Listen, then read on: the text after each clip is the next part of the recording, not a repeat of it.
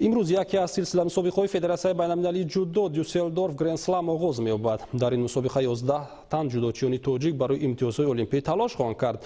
در روز اول این چهاربینی با نفوذ تاجیکستان را محمد ایوب میرزازاده و جمال‌الدین عبداللهیف نمایندگی می‌کنند. امروز مسابقه بین‌المللی دیوسلدورف گرند اسلم 2020 اوید با جودو آغاز می‌گردد. در مسابقه 718 ورزشگر از 120 دولت دنیا اشتراک خواهند کرد. منتخب تاجیکستان اوید با جودو در هیئت 11 نفر برای اشتراک در مسابقه مذکور به آلمان سفربر گردیدند.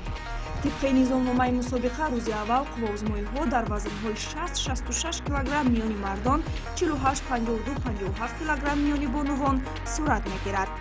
در کاتگوری وزن 60 کیلوگرم ورزشگری تاجیک محمد ایوب میرزازاده در دوره یکم آزاد بوده رقابت را از دوره دوم با گشتنگیر اسپانی فرانسیسکو گاریگوس آغاز می‌کند. عضو دیگری منتخب جودوی کشور جمال‌الدین عبداللهیف در دوره اول با نماینده گوینه بیساو دیگو سزار به تتمی می‌براید.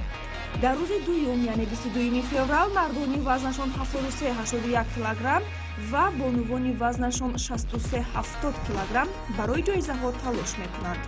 در این روز بهروز خوجازاده و سامان محمد بیکوف هر دو نیروسنجی را از دوره دوم شروع میکنند. طبق قرعه‌کشی بهروز در این مرحله با جودوچی مغول سن اوچیت سوغباتر که در مسابقه گرند اسلم پاریژ جای سوم را اشغال کرده بود روبرو میشود.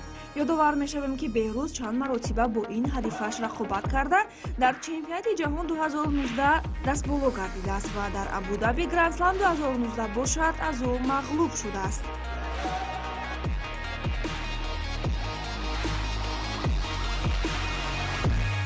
سامان محمد بیکوف باشد با غالبی جفتی انتونی بوشار و وادیم شوکا با تتمی می‌براید.